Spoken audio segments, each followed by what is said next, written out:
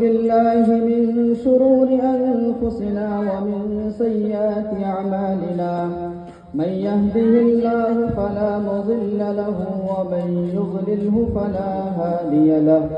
ونشهد أن لا إله إلا الله وحده لا شريك له ونشهد أن محمدا عبده ورسوله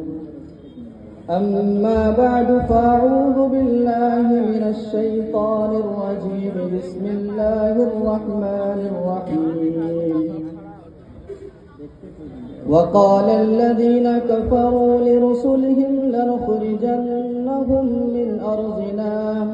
أو لتعودن في ملتنا فأوحى إليهم ربهم لنهلكن الظالمين وقال النبي صلى الله تعالى عليه وسلم إن لله أهلين من الناس قالوا من هم قال أهل القرآن أهل الله وقال